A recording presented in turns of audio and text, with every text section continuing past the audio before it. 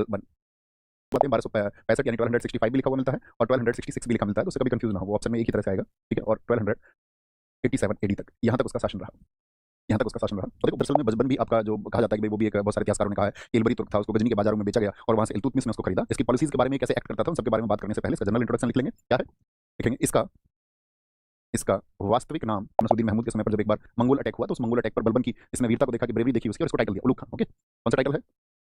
Title है की थी, आप सब लोगों की तरफ से उत्तर आना चाहिए। इसका शासनकाल द्वितीय इलबरी वंश, द्वितीय इलबरी वंश, द्वितीय इलबरी वंश जिसको बलबनी वंश के नाम से भी कहा जाता है, बलबनी वंश, ठीक है। बलबनी बोले या द्वितीय इलबरी बोले, बहुत बढ़िया, इल्तुतमिश सबने कहा, बहुत शानदार, सही उत्तर आप सब लोगों का है। द्वितीय इलबरी वंश की तो इस समय को कहा जाता है, इसने क्योंकि एक आपका तुर्क व्यक्ति नहीं था, इसके बारे में भी बात करेंगे। क्या बोलेंगे? हिज रीन नायक अफरसियाब का वंशज बताया है। खुद को किसका वंशज बताता है?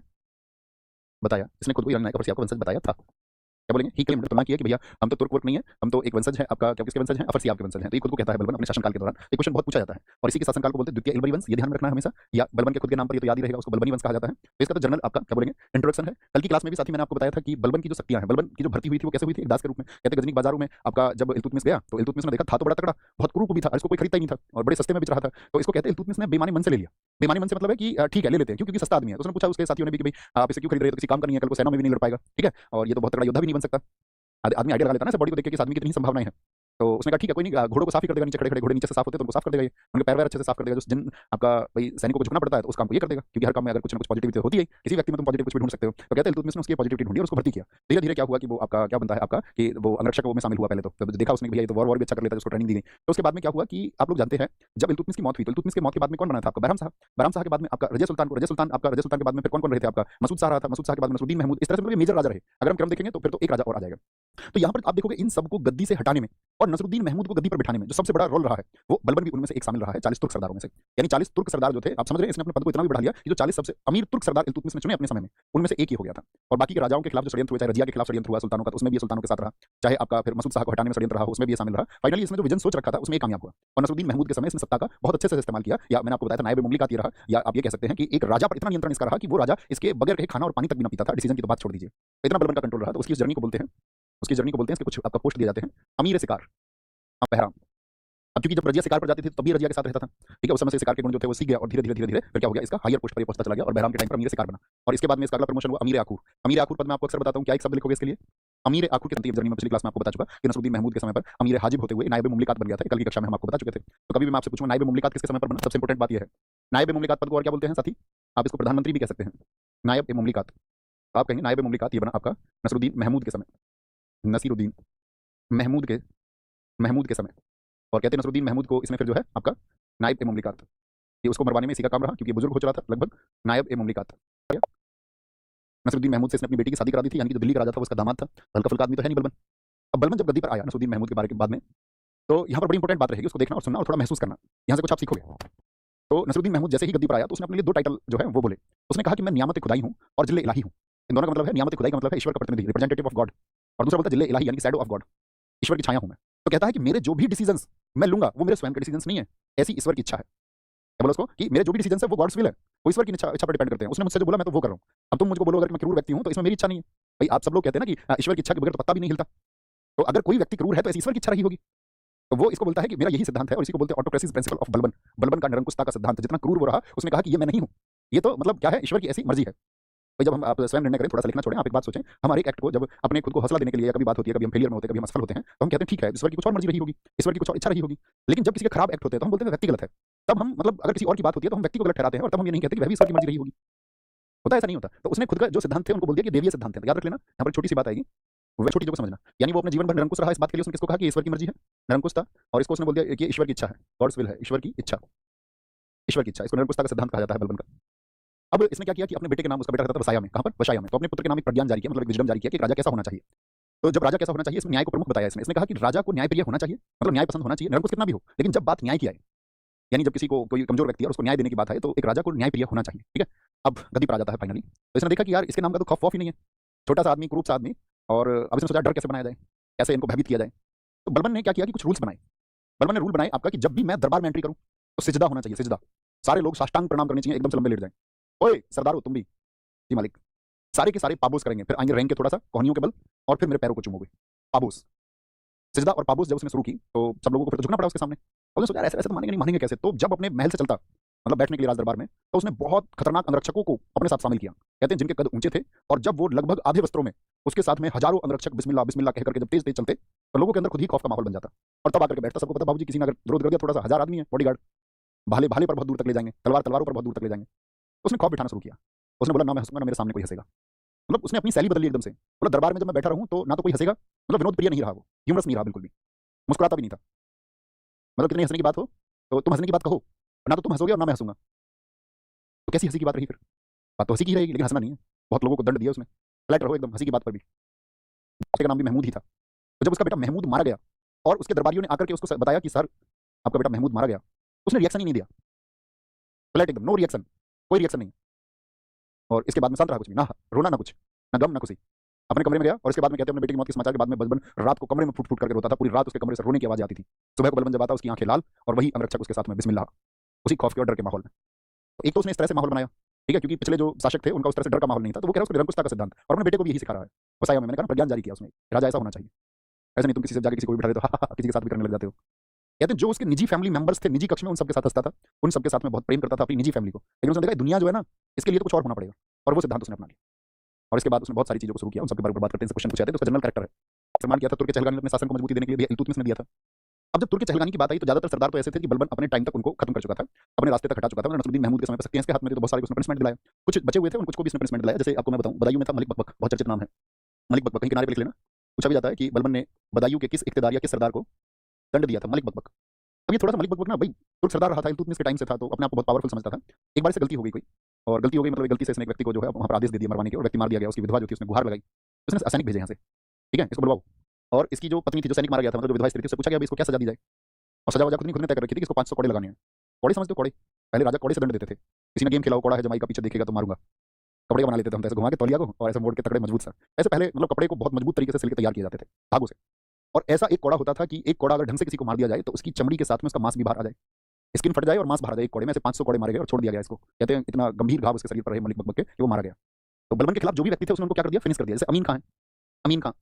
और बलबन के टाइम पे बंगाल में भी एक आदमी कह रहा था खुद को कि भैया मैं तो किंग हूं, मैं नहीं डरता बलबन से। तुगरिल बेग, तुगरिल खान, उसकी भी कहानी आपको बताएंगे बलबन ने उसका क्या हाल किया। बलबन बड़ा मतलब चुप रहता था एकदम, मैं बताना एकांत, सॉलिट्यूड के साथ में चुप, किसी से नहीं मिलता था, कोई भी नहीं मिल सकता था बलबन से। बलबन से मिल सकते थे बलबन के गुप्तचर जाकर के, वो भी बलबन के द्वारा तय किए गए समय पर, या दूसरा बलबन किसी से मिल सकता था। कहते हैं दिल्ली के एक व्यापारी अपनी सारी संपत्ति बेचने का दावा कर दिया कि मैं अपनी सारी संपत्ति दे दूंगा और बलबन को मुझसे मिला दो, बलबन ने ठुकरा दिया। मतलब किसी से नहीं मिलता था, गैप कर लिया उसने लोगों से।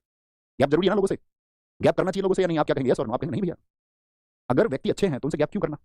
हाँ, अगर व्यक्ति अच्छे नहीं है तो गैप करना जरूरी है, यानी कि इंसान पर निर्भर करेगा। किस पर निर्भर करेगा, इंसान पर। अब आप कभी कभी नेगेटिव एनर्जी के लोगों के साथ ही रहते हो, आपको पता है कि ये आपसे ईर्ष्या करते हैं, जेलस फील करते हैं, फिर भी आप पता नहीं उनकी छोड़ ही नहीं पा रहे उनको। तो मेरा मानना ये है कि इंसान वर्तमान में आप सुनते होंगे अक्सर बहुत चर्चाओं में रहता है कई बार। तो अभी पीछे एक धार्मिक हिंसा के लिए भी बहुत आपका आपका वो मतलब लाइट में आया था। तो मेवाती पढ़ते हैं आपका उस समय के, प्राचीन समय की बात बताऊं, दिल्ली के नजदीक जो है आपका हरियाणा के क्षेत्र में मेवाती थे। अभी क्या करते थे कि आपका जो भी महिलाएं, मतलब वो एक ऐसा समय था, उसके लिए बर्नी ने भी लिखा है कि जो दिल्ली था उसका एक पश्चिमी फाटक जो है वो शाम होने से पहले ही बंद कर दिया जाता था, क्योंकि मेवातियों का एक झुंड रहता था, वो आपका लूट का कार्य करते उस समय पर आकर के। और जो भी इनकी स्त्रियां या सुबह के समय से लूट करने लगते, जो भी दिल्ली से स्त्रियां जाती, ठीक है, सामान्य स्त्रियां भी, राज परिवार की स्त्रियां तो जाती नहीं थी, सामान्य स्त्रियां जो जाती उनको वो लूट पार करते। व्यक्ति भी जो जाते आपका कुछ पशु वगैरह चराने के लिए इधर उधर उनके कपड़े उतार लेते वो, और उनको नंगा भेज देते दरबार में जाकर, उनकी शिकायत बलबन से लोग आके करते। मैंने कहा बलबन न्यायप्रिय था उस समय पर अपने लोगों के लिए, शासन के लिए, ठीक है, क्योंकि न्याय का सिद्धांत उसने लागू किया था। उसने बोला भैया ये कौन है, इनको समझा दो, कि बलबन का दिमाग चटकाने के चक्कर में। तो उसने आकर फिर भी ऐसी खबरें आती रही। एक बार तो ऐसी खबर आई कि बलबन के किले के नीचे ही किसी ने आपका लूट लिया, किसी को उसकी खबर आई महाराज तुम्हारे किले के बराबर तक लुटेरे आ चुके हैं। बोला एक काम करो, इनका क्या इंतजाम, अपने मंत्रियों के साथ में बैठा, किसी ने बताया कुछ ये काम करो, इस क्षेत्र को खाली कर दो। बोला ऐसे नहीं, बलबन का जो है खौफ कैसे बैठेगा। उसने कहा मुझे चाहिए 3000 अंगरक्षक, 3000 ऐसे लोग जो ईरान से लेकर के इस अरब क्षेत्र में सबसे ताकतवर और सबसे खतरनाक देह से हों, यानी शरीर से हों। ऐसे 3000 लोगों को बुलाया उसने, वही है 3000 खिलजी प्रजाति के लोग जो कि लूट मार करते थे। वो बोला लुटेरों को लुटेरों से लड़वाएंगे। 3000 खिलजी आए और उन 3000 खिलजियों ने दिल्ली के आसपास इतना आतंक मचाया, उन्होंने मेवातियों को ढूंढ ढूंढ करके काटा, और मेवातियों का जितना भी क्षेत्र था बलबन ने फिर किसको दे दिया, खिलजियों को दे दिया। तो इस तरह खिलजियों की एंट्री हुई दिल्ली में, ठीक है, याद रखना मैं आपसे हमेशा क्वेश्चन पूछता रहूंगा। और खिलजी कौन थे, वो अफगान थे। आपका क्या बोलोगे, अफगान थे। तो उस समय पर बहुत सारे इतिहासकारों ने कॉन्ट्रडिक्शन किया, उसने कहा नहीं वो तो खिलजी नहीं है, ठीक है, वो अफगान वंश के जरूर थे लेकिन खिलजी नहीं थे। इसलिए ज्यादातर इतिहासकारों ने खिलजी वंश को अफगान वंश न मानकर किसको माना है, वो लोधी वंश को पहला अफगान वंश माना गया है। मैंने आपसे कहा कॉन्ट्रडिक्शन तो हर चीज पर है, लेकिन अगर एग्जाम में कभी क्वेश्चन आएगा तो अफगान जाति का आप किसको माने, लोधी वंश को। तो कहने का मतलब यहाँ पर क्या था कि 3000, तो इसी निष्कर्ष पर हम निकले 3000 अफगानों की भर्ती हुई। 3000 अफगान उसने क्या किया, यहाँ पर रिक्रूट किए और इनसे कहा कि भैया इनको ढूंढ ढूंढ के चुन चुन के मारो। लोहे रक्त नीति इसको हम कहते हैं। क्लियर, थम्स अप कर दिया करो बीच बीच में। अपनाया फारसी पद्धति। तो कभी भी पूछे फारसी पद्धति में दरबार का गठन किसने किया था, तो याद रखना फारसी पद्धति में जो दरबार का गठन किया था वो किया था आपका बलबन ने, ठीक है। लिखना इसने बलबन की सेना बहुत ताकतवर होने का श्रेय किस व्यक्ति को जाता है? तो इमादुल मुल्क को जाता है। अब खुद बलबन का भी इंटरेस्ट इसमें रहता था बहुत ज्यादा। वो सेना को पता है कैसा करता था गर्मियों सर्दियों में? तो वही करता था कि आपका दिल्ली से रेवाड़ी, रेवाड़ी पड़ता है हरियाणा में, मतलब लगभग 90 किलोमीटर दिल्ली से। तो 90 किलोमीटर सर्दियों में रोज 1000 सैनिकों को पकड़ता और अपने साथ घुड़सवारी करते उनको रेवाड़ी तक लेकर जाता और शाम होने के पहले वापस लौट के आता। अगले दिन फिर 1000 घोड़ों को, मतलब खुद का भी उसका इंटरेस्ट था। ठीक है, अब उसके भय का शासन था, आर्मी को वो अपनी को बहुत मजबूती की तरफ लेकर जा रहा था। बात क्लियर है इस बात में? और जो तुर्क चहलगानी उसको खत्म वो कर चुका है। तो कह सकते हैं आप कि बलबन का जो शासन था वो एक जबरदस्त शासन था। याद रखना, उसने सैनिकों के लिए, सैनिकों के लिए नगद वेतन, नगद वेतन, नगद वेतन, ठीक है, की व्यवस्था की। लेकिन यह व्यवस्था दिया जाता है, लेकिन विफल। अलाउद्दीन क्या हो गया? वो आपका फेल हो गया। दरअसल में था क्या, ये क्यों नगद वेतन के बारे में सोच रहा था? मैंने आपको कहा था इतना दिया जाता था, जमीन का टुकड़ा दिया जाता था, सारे लोग जानते, सारे साथी जानते, उस बात को भी है। तो ये कहता कि भाई जो जमीन का टुकड़ा दिया जा रहा है वो किसको दिया जा रहा है? जो सेना में काम कर रहा है सैनिक को तो दिया जा रहा है। लेकिन मान के चलो किसी युद्ध में सैनिक की डेथ हो गई तो वो एकता किसके लिए हो गया? वो एकता जैसे कि पेंशन दी जाती है हमारे यहाँ पर, समझो। तो कुछ वृद्ध हो चुके थे सैनिक भाई इल्तुतमिश के समय से, अब से लेकर के कुछ सैनिक बूढ़े हो चुके होंगे या नहीं? आप कहेंगे हाँ जी। कुछ के पति मर चुके थे तो कुछ विधवाएं थी जिनको जो एकता का इस्तेमाल कर रही थी। कुछ के क्या था कि आपका वो सैनिक एक्सपायर हो गए, विधवा भी नहीं बची और बच्चे बचे हुए थे जिनका मतलब सेना में कोई योगदान नहीं था। ये कह रहा कि इनका कोई योगदान तो है नहीं, तो एक काम करो इन सबको जो है इनका खत्म करो, एकता जमीन इनकी लो वापस से, और इनको जो लोग अभी काम कर रहे हैं सैनिकों को देंगे हम सैलरी। लेकिन कहते हैं ये सारे के सारे लोग जो है उस समय पर बलबन का एक दोस्त था आपका कोतवाल फखरुद्दीन, कोतवाल फखरुद्दीन के पास में गए। उन्होंने उसे आपका याचना की इस बात के लिए कि भाई हमारी एकता ना छीने जाए, और कहते हैं फखरुद्दीन बहुत अच्छा दोस्त था बलबन का, उसने बलबन को इस बात के लिए आग्रह किया तो बलबन मान गया। ठीक है, तो क्या बोलेंगे किसके पास गए थे सारे के सारे? ये फखरुद्दीन के पास गए थे। अभी फखरुद्दीन का नाम आएगा एक जगह और, इस फैमिली का भी रोल है दिल्ली सल्तनत में। फखरुद्दीन के पास गए, इतना बस याद रख लेना। और ये फखरुद्दीन कौन है? बलबन का दोस्त था, बलबन का दोस्त था। तो इसके कहने की वजह से इसने क्या बोला, फिर अपने डिसीजन को बहुत जल्दी वापस ले लिया था, तो लागू नहीं हो पाया। सैनिकों के लिए नवेतन, इसने अपनी सेना को बहुत संगठित कर लिया था और आपका इसने अपने बेटों को उधर मंगोल सीमा पर ही नियुक्त कर दिया बहुत सारे सैनिकों के साथ में। जो यहाँ पर आपका जलालुद्दीन खिलजी एंटर हुआ था एक, वो जलालुद्दीन खिलजी की भी भूमिका रही उस मंगोल आक्रमण को दबाने में। जलालुद्दीन खिलजी समझते हैं जब गुलाम वंश का अंत होगा तो अगला वंश कौन सा होगा? खिलजी वंश। और खिलजी वंश की स्थापना किसने की? जलालुद्दीन खिलजी ने। तो वो जलालुद्दीन खिलजी एकदम से नहीं आ गया, वो बलबन के टाइम से था। ठीक है, और आपका मैं आपसे वहां पर पूछूंगा इस बात को कि जलालुद्दीन खिलजी बलबन के समय में क्या कार्य कर रहा था? तो आप कहेंगे वो मंगोल जो सीमा थी, मंगोलों का जो अटैक होता था, मंगोल आक्रमण से बचाव कर रहा था, किसकी? बलबन के शासन की। याद रखेंगे, याद रखेंगे इस बात को। हाँ जी, तो उसने गुप्तचर विभाग बनाया, ये छोटी सी बात आपको पता होनी चाहिए। और यहाँ पर लिख लेना 1287 में, या 1287 पहले ये नहीं लिखते हैं, एक छोटी सी बात, एक छोटी बात बता देता हूँ, पहले 1287 छोड़िए। ठीक है, 1279 में, 79 में तुगरिल बेग ने, तुगरिल बेग इसको तुगरिल खां भी हम बोलते हैं, बंगाल में, बंगाल में विद्रोह किया। अभी बंगाल में था, बलबन के अधीन ही था, बलबन के इक़्तिदारों में से एक था बंगाल का। और एकदम से इसके दिमाग में कुछ आया, इसको लगा कि मेरी शक्ति बढ़ गई है, बलबन अब बूढ़ा हो चुका है और यही समय है कि भाई, क्योंकि बलबन की एज थी इस टाइम पर 1279 में 80 ईयर्स, यानी आप ये समझ के चलिए कि बलबन का जो जन्म है वो 1199 का है। ठीक है, तो ये बलबन इस समय 80 साल का हो चुका था, ऐसा लगता था कि बलबन अब ज्यादा दिन का व्यक्ति नहीं है। तो इसने क्या किया कि अपना वहाँ पर संगठन बनाया एक बंगाल में, और वहाँ पर खुद को बोलता है कि मैं हूँ अब सुल्तान, सुल्तान मुगीसुद्दीन का टाइटल इसने एक्सेप्ट आपका ग्रहण किया। ठीक है, ये डॉक्टर टाइटल सुल्तान मुगीसुद्दीन, अपने नाम का खुतबा जारी किया, यानी कि अप्रिशिएशन लेटर कि मैं इतना महान राजा हूँ, मैंने बंगाल के लोगों का बहुत ख्याल रखा है। अपने नाम के सिक्के भी जारी कर दिए। अब इसके बारे में खबर चली बलबन को, बलबन कह रहा अभी तो हम जिंदा हैं, अभी से ऐसा व्यक्ति और अब तक हमारे अधीन था। अब सोचो तुम, बलबन जो इतना क्रूर आदमी है, जिसने इतने क्रूर शासन की स्थापना की, उसके खिलाफ किसी ने ऐसी आवाज उठाई, सिक्के जारी कर दिए, खुतबा जारी कर दिया, खुद को सुल्तान बोल रहा है कि मैं दिल्ली का अधीन नहीं हूँ। 80 वर्ष का बलबन अपनी सेना लेकर चल दिया, एकदम से नहीं चला, उसने भेजा पहले एक दो लोगों को, भैया इसको समझाओ जाकर के। तो इसको समझाने में देखो तुगरिल खान ने विद्रोह किया, और याद रख लेना तुगरिल खान कहाँ पर है? तुगरिल खान 1279, तुगरिल खान, या इसको तुगरिल बेग भी हम बोलते हैं, तुगरिल बेग। बोला भैया मान जाओ। ठीक है, तो यहाँ पर मैंने भी बताया था ना, अवध से किसको आपने, अमीन खान था एक, पहले इसको भेजा, भैया जा इसको समझा के आ जा, बलबन कौन है, क्या चीज़ है, इसको जरा बता अपने बारे में। ठीक है, फिर इसने यहाँ पर तितिर को भेजा, तितिर गया आपका, भैया जा समझा क्या उसको। फिर एक आपका वहाँ का स्थानीय शासक साहबुद्दीन को भेजा। लेकिन भाई शक्तिशाली तो था आपका, ऐसा नहीं है कि आपका तुगरिल खान शक्तिशाली नहीं है, विद्रोह तभी तो कर रहा है, कुछ ना कुछ उसके पास में होगा। तो अमीन खान को हराया, तितिर ततिर या तातार भी उसको बोलते हैं, सबको हराया उसने। बलबन की खोपड़ी हिल गई। बलबन ने बोला कि यार ये तो चैलेंज कर रहा है, ओपन चैलेंज, अब हम इसको ओपन चैलेंज करते हैं। सारी सेना जितनी भी थी सबको आदेश दे दिया, सब टोटल बंगाल की तरफ। बोला बंगाल से एक भी आदमी बाहर नहीं होना चाहिए। पुष्पा देखिए तुमने, पुष्पा, पुष्पा नहीं कहता वो कि मतलब नाम भूल गया डिस्ट्रिक्ट का, कह रहा कि जिले की सीमा जो है वो सारी सील कर दो, ना तो जिले से कोई बाहर जाना चाहिए ना अंदर आना चाहिए। बलबन ने किया, कह रहा पूरे के पूरे बंगाल को कैप्चर कर लो, कोई भी एक आदमी बाहर नहीं जाना चाहिए ना अंदर जाना चाहिए। अब इसको लगता था कि यार बूढ़ा आदमी नहीं लेगा एक्शन, कुछ ना कुछ संधि के लिए भेज देगा कि ठीक है तुम स्थानीय रूप से शासन कर लो। अब इसको थोड़ी पता 80 साल का आदमी चल देगा, 80 साल की एज आप सोचो जरा। वो सेना को आदेश दे दिया उसने। अब भागने के सिवा कोई और विकल्प नहीं था, बलबन के नाम का इतना खौफ था। ठीक है, इसने कोशिश तो कर ली थी, लेकिन इसके दिमाग में कैलकुलेशन कुछ और थी, कैलकुलेशन कुछ और बैठी। पूरे के पूरे बंगाल को कैप्चर किया गया, पूरे को, बंगाल बिहार सारे क्षेत्र को, ये दुबका फिरे सारे में। तुगरिल खान ने सोचा यार कैसी जान बचा दो कोई, बोला आएंगे बाद में पैर पकड़ लूंगा आकर के। अब इसकी सेना पागलों की तरह ढूंढ रही है, कह रहे कि बलबन को गिफ्ट देंगे इसकी गर्दन। सोचो तुम, जब लाखों सैनिक इस फिराक में हो कि इसकी गर्दन काटेंगे तो आदमी कहाँ बचेगा। अब उसने सोचा बेचारे ने कि मृत्यु तो बेचारा भागता रहा, भागता रहा, भागता रहा, 40 सैनिकों के साथ, उसके सैनिक भी इसका साथ छोड़ गए, बोले चाचा हमें और मरवाओगे, उल्टा कुत्ते मरोगे। अब इसको कैप्चर कर लिया गया, एक सैनिक इसको मार के लेके आया। अब इसको मार के लेके आया, बंगाल का बाजार लगता है मुर्शिदाबाद, मुर्शिदाबाद में लेके आया इसको, मरा हुआ था और बलबन के सामने लेके आया इसको, जी मरा हुआ, और हमने इसको मार दिया। इनाम के चक्कर में रहते थे सब लोग, पकड़े जाने पर इनाम, जैसे पुलिस घोषित करती है, इनाम देते थे राजा, पहले पता नहीं क्या देते राजा, खुश होकर के शायद 50,000 बीघे जमीन देते, कुछ भी देते थे, उनके कुछ ज़्यादा थोड़ी था। तो इसने कहा कि भाई अकेला आदमी तो नहीं करेगा, तुगरिल खान अकेला नहीं था, अकेले आदमी की इतनी हिम्मत नहीं है। अब बाकी सबने तो सोचा भी नहीं होगा, समझ इसको तो मारेगा, लीडर है भाई, किसको मारेगा? जो लीडर है उसको मारेगा। उसने बोला इसके जितने भी रिश्तेदार है, जितने भी नजदीकी लोग हैं उसकी सूची बनाओ, इसके साथ में कौन कौन थे विद्रोह में, सबकी फैमिली पकड़ो, बच्चे स्त्री जो भी है, वृद्ध हो बूढ़ा हो, पूरी फैमिली ट्री बनाओ, सबका इसके साथ में कौन कौन थे। कहते 2 दिन में फैमिली ट्री बना और वहीं बैठ रहा मुर्शिदाबाद के बाजार में बलबन, और सबको गिरफ्तार किया गया, सारे लोगों को। मुर्शिदाबाद के बाजारों में यहाँ लकड़ी के तख्ते लगाए, लकड़ी के तख्ते। इतिहासकार बर्नी ने इसका वर्णन किया है, उसने कहा कि 2 माइल्स तक, 2 माइल समझ रहे हो, यानी लगभग 3 किलोमीटर, 1 माइल मतलब 1600 मीटर, 3200 मीटर मतलब 3 किलोमीटर, आप मान लो 3 किलोमीटर तक लकड़ी के तख्तों की दीवार बनाई गई, लगभग 10-10 फीट ऊंची, और इतने जितने भी संबंधी थे उन सबको मार करके उन तख्तों पर लटकवाया, किसी के हाथ काटे, किसी के पैर काटे, किसी की गर्दन काटी, सब वहां पर लटका दिया। जो मरी हुई बॉडी थी इसकी, इसकी तुगरिल खान की, उसकी खाल उतरवाई, बोला इसकी खाल उतारो और उस खाल में भूस भरो, और भूस भर के इसको मुर्शिदाबाद के बाजारों में घुमा करके एक संदेश जारी करो कि बलबन के खिलाफ कोई आवाज उठाएगा तो उसका ये अंजाम होगा। उसका बेटा था बुगरा खान उसके साथ में, बलबन का बेटा।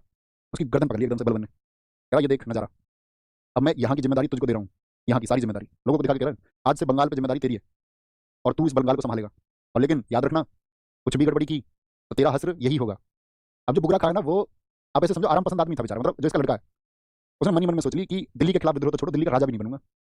जब बलबन का अंतिम समय आया ना, उसके बेटे से बोला गया कि तुमको दिल्ली गद्दी संभालनी है, उसने कहा भाई साहब दिल्ली की गद्दी पे चाहे जो बैठे मैं नहीं बैठूंगा, मैं ठीक हूँ बंगाल में। मतलब उसके मरने के बाद में भी खौफ है उसको, उसके बेटे को। तो यहाँ याद रखना क्वेश्चन पूछा जाता है विद्रोह किसने किया और कमांड किसको सौंपी गई।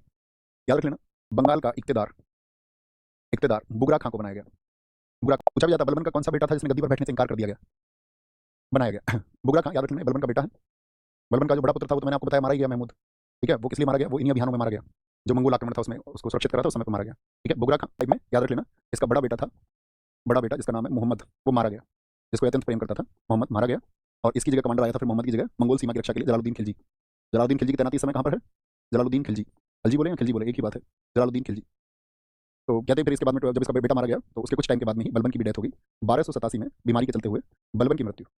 बलबन को मार ही नहीं सकता था कोई, बलबन की मृत्यु हो गई, इज डेथ इन 1287। और इसका जो मकबरा है वो कहाँ पर है, मकबरा। और ये अपने लोगों के लिए, अपने सरदारों के लिए इतना न्यायप्रिय था, जो इसकी टॉम्ब है वो नई दिल्ली में कुतुब मीनार कॉम्प्लेक्स में ही है भैया, नई दिल्ली में। किसने बनवाया था इसका मकबरा, तो याद रखना स्वयं ने बनवाया था, he himself made his tomb, खुद बनवाया। और इसके बारे में उस समय बहुत सारे इतिहासकारों ने कहा है कि बलबन को भी जितना क्रूर दिखाने का प्रयास किया गया, लेकिन बलबन अपने लोगों के लिए कितना, मतलब आप समझिए कि बोलते हैं ना उसको कि समर्पित था, कि जब वहाँ के अमीरों ने, जो दिल्ली के अमीर थे या भारत में जो भी अमीर थे, कि बलबन के मरने पर उन्होंने सबने अपने वस्त्र फाड़ डाले थे। ठीक है, तब कपड़ों के बिना पैरों तक मतलब 40 दिन तक ऐसे ही रहे। तो उसने कहा कि वो अपने नजदीकी लोगों के लिए बहुत समर्पित था, कि जिन लोगों को बलबन ने न्याय दिया। ठीक है, क्योंकि मैंने बताया न्याय को प्रमुख समझता था, वो न्याय का शासन था उसका, मतलब अपनी जो जनता थी उसके लिए, तो उन लोगों ने भी मतलब उसके लिए बहुत रोए, खूब रोए सब लोग। ठीक है, और किसका बेटा है, जो उसका बेटा है ना महमूद, मैंने भी बताया जो मंगोल आक्रमण में मारा गया, यानी लिख लेना महमूद का पुत्र है, son of Mahmood, son of Mahmood.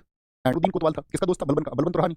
तो फखरुद्दीन ने फिर सोचा कि भाई यार अब क्या किया जाए, तो फखरुद्दीन था और उसका जो दामाद है निजामुद्दीन, उन दोनों ने मिलकर एक साजिश की कि भाई क्या बात, तुझको मार डालेंगे यहाँ पर दिल्ली में, तो मार डाला जाएगा और तुझको मुल्तान जाना चाहिए। और इसको बोला गया कि भाई तुम मुल्तान चले जाओ, दिल्ली के चक्कर मत पड़ो। और बलबन के बाद में तो सब लोगों को भी, बलबन का ही तो बेहतर, सब लोग विद्रोह करने लगे। तो ऐसे में उन्होंने इसको डरा करके, फखरुद्दीन ने सोचा कि गद्दी पे हम आ जाएंगे, और उसकी कुछ पावर्स थी बलबन का दोस्त होने के नाते, तो इसको डरा करके उन्होंने मुल्तान भेज दिया। अभी मुल्तान भाग गया, और मुल्तान भाग गया तो इसकी जगह याद रखना, ये कहाँ पर भाग गया था, मुल्तान भाग गया था, और इसकी जगह लिख लिया करो की पॉइंट्स, मुल्तान भाग गया, ऐसे तो स्टोरी याद रहेगी आपको। इसकी जगह कैमूर्स, क्या बोलेंगे, कैमूर्स, इसको क्यूमर्स भी हम बोलते हैं, इसकी जगह क्यूमर्स, जिसका टाइटल है शमसुद्दीन, सॉरी शमसुद्दीन सेकंड। 87 से लेकर के 89 तक वो रहा, और क्यूमर्स बना 1289 से 90। अभी बड़ा मतलब जो क्यूमर्स था कुल मतलब यंग एज का था, कुल 17-18 वर्ष का था, अपनी गद्दी पर जब बैठा, और ये रहता था अपने दादा के साथ में, इसके साथ रहता था बलबन के साथ में। तो इसकी जितनी भी परवरिश हुई है वो सब कैसे हुई है, बलबन की इसकी जो परवरिश हुई है वो भी है किसके पास में, बलबन के पास में।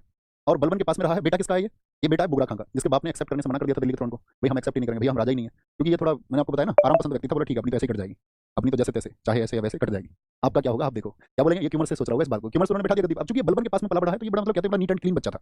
नीट एंड क्लीन बच्चा ऐसा था कि ना तो इसने कभी शराब को छुआ, ना कभी मतलब ये स्त्रियों के परिवेश में गया, क्योंकि बलबन के पास रहता था। बलबन ने खुद शराब छोड़ दी थी, बलबन अपने शुरुआती दिनों में शराब पीता था, लेकिन बाद में वो आपका शराब नहीं पीता था, क्योंकि शराब पिएगा तो भैया फिर कुछ गड़बड़ हो जाएगा कभी, तो उसने उसको छोड़ दिया। तो इसको कुछ भी नहीं था। अब जो फखरुद्दीन का दामाद निजामुद्दीन, उसने इससे संपर्क करके इसको सब कुछ सिखाया, इसको उसने क्यूमर्स को विलासिता के जीवन की तरफ धकेला। इसने फखरुद्दीन जो इसके दादा का दोस्त था, उसके दामाद ने इसको धकेल दिया आपका, भैया जो है स्त्री यार जीवन तो यही होता है, इसके अलावा क्या जीवन है, ये बोल करके ठीक है नशा करो। जैसे लोग होते हैं ना भाई, किसी ना किसी को जीवन में कुछ ना कुछ गलत दिखाने के लिए कोई ना कोई मौजूद होता ही है। इसमें बहुत सारे लोग कहते हैं नहीं इसमें तो अपनी समझ काम करती है, ये तो अपनी समझ की चीज़ है, बोलते नहीं है। जैसे कोई बोलता है रमी सर्कल, क्यूमर्स के समय पर बुलंदशहर, बुलंदशहर का नाम किसने सुना है, बुलंदशहर उत्तर प्रदेश में एक जिला है, अपना जिला है। बुलंदशहर का इख्तियार था इसके समय पर जलालुद्दीन खिलजी, जलालुद्दीन खिलजी। और ये इतना मतलब इसके समय पर मतलब खिलजी जो है ये संरक्षण देता था इसको। यहाँ जलालुद्दीन खिलजी का जिक्र हम क्यों करें, पहले वो मंगोल सीमाओं पर था, अभी कहाँ चुका है, बुलंदशहर दिल्ली के पास में, बुलंदशहर से दिल्ली की दूरी 60 किलोमीटर है। तो ये वहाँ पर आपका पॉइंट था उस समय पर। अब इसके बारे में पता चला बुगरा खां को कि भाई ये तो गलत आदतों का शिकार हो गया है, ठीक है, वो स्त्रियों के आपका हरम वगैरह के चक्कर में पड़ गया है, नशे की लत में हो गया है। तो जब इसके पिता को ये पता चला तो इसके पिता ने इसको चिट्ठी लिखी, समझना और महसूस करना इस बात को। इसके पिता बुगरा खां ने इसको चिट्ठी लिखी, क्योंकि अब आप समझ गए बुगरा खां जो है वो शासन का लालची व्यक्ति तो था नहीं, वो ऐसा भी नहीं था कि बाप को मरवा दे बेटे को मरवा दे, शासन के चक्कर में हुआ, जिसने शासन छोड़ दिया हो तो वो एक मतलब कमाल व्यक्ति रहा होगा। तो उसने अपने बेटे को पत्रों के द्वारा समझाने का प्रयास किया, लेकिन उसको जब भी पता चला कि उसका बेटा नहीं संभला है, तो उसका पिता बंगाल से बुगरा खां चल के आया, मुलाकात की बात हुई, लेकिन जो लोग चाहते थे कि भाई अगर ये मुलाकात हो गई तो सब गड़बड़ हो जाएगी। तो इस पर बीच में बुगरा खां पर कई अटैक हुए छोटे छोटे स्थानीय शासकों ने, और इसके बेटे को भी भड़काया गया कि इसको मार देना है। लेकिन कहते कैमूर्स, और जब इन दोनों की मुलाकात हुई, सारे जो भी आपका आक्रमण थे बुगरा खां पर उसने विफल कर दिए। तो उस समय दरबार में एक प्रथा थी सजदा और पाबोस, ये तो सब जानते हैं। तो बुगरा खां सुल्तान कौन है इस टाइम, कैमूर्स। तो बुगरा खां ने आकर अपने बेटे के सामने सजदा और पाबोस किया, मतलब उसने अपने बेटे के पैर छुए, उसके पैरों में लंबा मतलब साष्टांग प्रणाम किया और फिर उसके पैरों को चूमा।